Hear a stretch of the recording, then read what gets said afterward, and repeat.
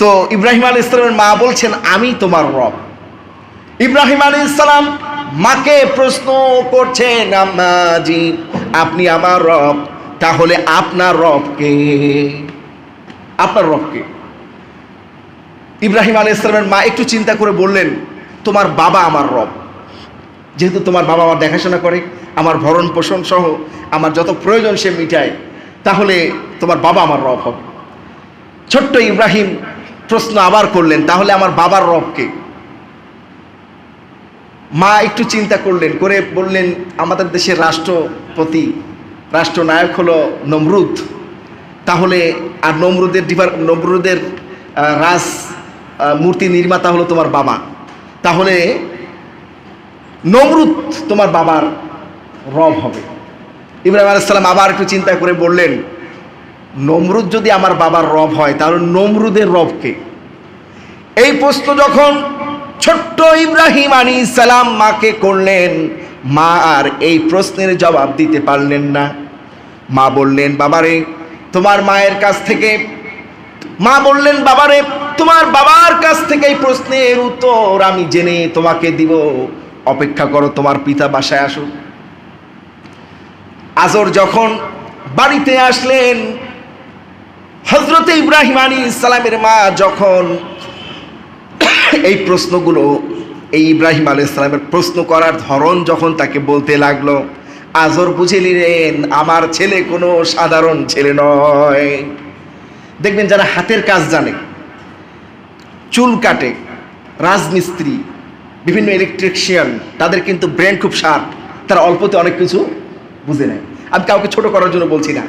আপনি দেখবেন চায়ের দোকানে, তারপর চুল কাটার দোকানে, বিশেষ করে নাপিতের দোকানে সারা বিশ্বের রাজনৈতিক আলোচনা আপনি পাবেন নাপিতের কাছে। সে হ্যাভি ক্রিটিক্যাল বুদ্ধি রাখে।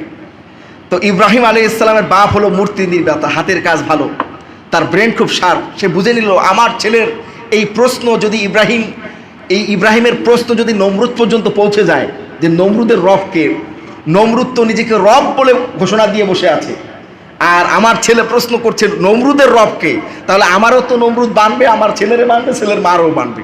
এই ছেলের বাইরে বের করা, বাইরে রাখা যাবে? সে বুঝে নিল, এই প্রশ্নের ধরনেই বুঝে নিল যে আমার ছেলে আর 10টা ছেলের মতো স্বাভাবিক কোনো ছেলে নয়। এর প্রশ্নের ধরন দিকে সে বুঝে নিছে যে এই ছেলে একদিন আমার বিপদে ফেলবে।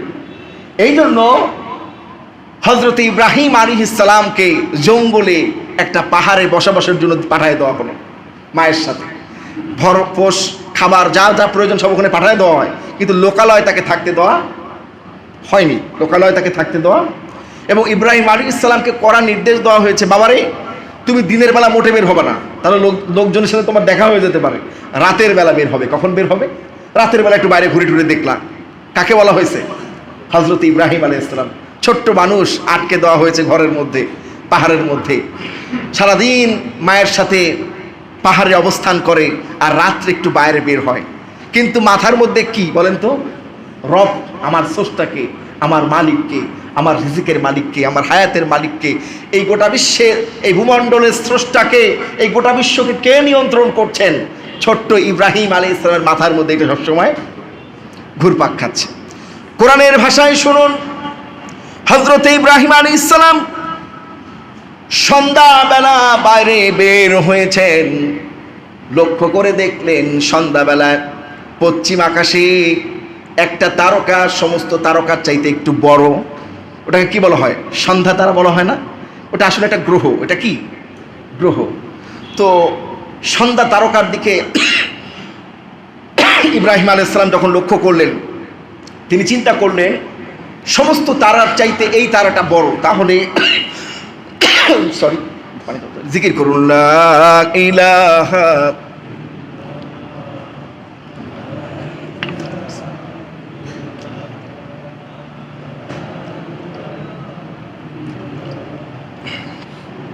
জোরে, লা ইলাহা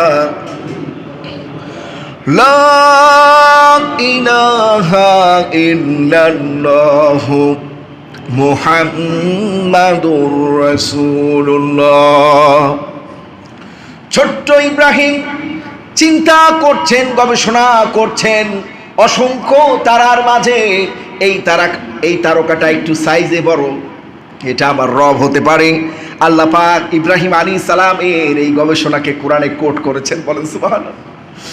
সূরাতুল আনআমের ৭৬ নম্বর আয়াতে আল্লাহ পাক বলছেন, ফালাম্মা জান্না আলাইহিল লাইলু রাআ কাওকাবান ক্বালা হাযা রাব্বি। হযরতে ইব্রাহিম আলাইহিস সালাম সন্ধ্যা তারকার দিকে লক্ষ্য করে বললেন, এই তারকাটা যতগুলো তারা আছে সবচাইতে বড়, এই তারা আমার রব হতে পারে। তিনি এই চিন্তা করছেন। কিন্তু সন্ধ্যা তারার স্থায়িত্ব কিন্তু বেশি সময় থাকে না। রাত যখন একটু গভীর হয় তারা কিন্তু হারিয়ে। হযরত ইব্রাহিম আলাইহিস সালাম লক্ষ্য করে দেখলেন সন্ধ্যা তারকা বেশি সময় রাতের বেলা আকাশে অবস্থান করলো না, এক পর্যায়ে হারিয়ে গেল। হযরত ইব্রাহিম আলাইহিস সালাম বলছেন, ফালাম্মা আফালা ক্বালা লা উহিব্বুল আফিলিন। যে বস্তু হারিয়ে যায়, অস্তিত্ব বিলীন হয়ে যায়, লোকচক্ষুর অন্তরাল হয়ে যায়, অবস্থান জানান দিতে পারে না, তাকে আমি রব হিসাবে পছন্দ করি না। কত সুন্দর কথা। লা ইউহিব্বু, ভালোবাসি না তাকে রব হিসাবে, কারণ এ তো হারিয়ে গেল, লুকিয়ে গেল, অস্তিত্ব বিলীন হয়ে গেল, তার কর্তৃত্ব সামনে আর থাকলো না। আর যা কর্তৃত্ব হারিয়ে ফেলে, নিজেকে আড়ালে নিয়ে যায়, সে কখনো রব থাকতে। আপনার আমার রব, তিনি গোটা বিশ্বকে নিয়ন্ত্রণ করছেন, এটা আমরা অনুভব করতে পারি হৃদয় দিয়ে, ঠিক কিনা? আল্লাহর কর্তৃত্ব সদা বিরাজমান, ঠিক কিনা? অক্সিজেন যদি 3 মিনিটের জন্য আল্লাহ বন্ধ করে দেন পৃথিবীর বুকে, সবাই কোথায় কোন তো? আমরা একসাথে উপরে চলে যাবো। কোথায় চলে যাবো? তো মহান রব, তিনি যে রব্বুল আলামিন, গোটা বিশ্বকে তিনি এক অদৃশ্য থেকে নিয়ন্ত্রণ করছেন, এটা এখন যারা নাস্তিক বিজ্ঞানী তারাও একটু একটু বিশ্বাস করা শুরু করছে, ঠিক কিনা? যত গবেষণা, কোরআনের উপরে যত গবেষণা, বিজ্ঞানের উপরে যত গবেষণা বাড়বে, কোরআন বোঝা তত মানুষের জন্য কি হবে বলেন তো? সহজ হবে। বিজ্ঞানের আবিষ্কার যত বাড়বে, কিয়ামত পর্যন্ত মানুষ কোরআনের কাছে ভিক্ষুকের মতো হাত বাড়ায় দাঁড়ায় থাকবে, ঠিক কিনা বলেন?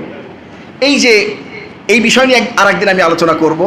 ওজোন স্তর, বায়ুমণ্ডল, এই নিয়ে প্রায় আমি আলোচনা করি আপনাদের সামনে, বিশেষ করে মিলাদের সময় আলোচনা করেছিলাম। ওদিক গেলে আমি এতটুকুন বলবো, রব তো তিনি, যিনি না চাইতে যখন যা প্রয়োজন দান করেন, তার নাম কি বলেন তো? রব। তার নাম কি? রব। দেখেন, যত জিনিস আমাদের জন্য বেশি প্রয়োজন, ওইগুলোকে আল্লাহ তত সহজ করে দিয়েছেন, ঠিক কিনা? অক্সিজেন বেশি দরকার, গোটা পৃথিবীটাকে আল্লাহ অক্সিজেনের সিলিন্ডার বানিয়ে দিয়েছেন না? বলেন, কি বানিয়েছেন? অক্সিজেনের কি সিলিন্ডার, যেখানেই যাবেন অক্সিজেন, ঠিক কিনা? ভাইরা আমার, বাবাদিরা আমার, হযরতে ইব্রাহিম আলাইহিস সালাম সেই কথাই বলছেন, এই তারকা আমার রব হতে পারে না, কারণ এই তারা তার অস্তিত্বকে হারিয়ে ফেললো, নিজেকে ধরে রাখতে পারলো না। আর যা স্থায়ী হয় না, তাকে আমি কখনো রব হিসাবে ভালোবাসি না। কে বলছেন? ছোট্ট ইব্রাহিম আলাইহিস সালাম। আর মহান রব তা কোরআনে কোট করছেন, বলেন সুবহানাল্লাহ। এরপরে হযরত ইব্রাহিম আলাইহিস সালাম লক্ষ্য করলেন, ফালাম্মা রাআল কমারা বাযিগান ক্বালা হাযা রাব্বি। হযরত ইব্রাহিম আলাইহিস সালাম লক্ষ্য করলেন যে তারকা হারিয়ে গিয়েছে, কিন্তু চন্দ্র উদিত হয়েছে পূব আকাশে, পূর্ণিমার চাঁদ। তিনি ভাবলেন, এই তারকার চাইতে চাঁদটা বড়, তাহলে এই চাঁদই আমার রব হতে পারে। তিনি লক্ষ্য করে দেখলেন, ফালাম্মা আফালা ক্বালা লা ইল্লাম ইয়াহদিনি রাব্বি লাআকুনান্না মিনাল কওমিদ দাল্লিন। বলেন আল্লাহু আকবার। হযরতে ইব্রাহিম আলাইহিস সালাম যখন লক্ষ্য করলেন, রাত যখন গভীর হয়ে গেল, চাঁদও এক পর্যায়ে বিলীন হয়ে গেল, হারিয়ে গেল, অস্তমিত হয়ে গেল, তখন ইব্রাহিম আলাইহিস সালাম তার কওমকে লক্ষ্য করে বলছেন, ও আমার কওমের লোকেরা, মহান রব যদি আমাদেরকে পথ না দেখান, ওই আল্লাহ যদি সঠিক পথের দিশা যদি না দেখান, তাহলে আমরা সঠিক পথ কখনোই পাবো? পথ দেখানোর মালিক কে? একমাত্র আল্লাহ। ওই রব যদি আমাকে সঠিক পথ না দেখান, তাহলে আমরা সঠিক পথ পাবো না। এরপরে হযরতে ইব্রাহিম আলাইহিস সালাম লক্ষ্য করলেন, ফালাম্মা রাআ আশ-শামসা বাযিগাতান ক্বালা হাযা রাব্বি হাযা আকবার। বলেন আল্লাহু আকবার। হযরতে ইব্রাহিম আলাইহিস সালাম লক্ষ্য করে দেখলেন তারকা উদিত হয়েছিল অস্তমিত হয়ে গেল, চাঁদ উদিত হলো অস্তমিত হয়ে গেল, এবার সূর্য উদিত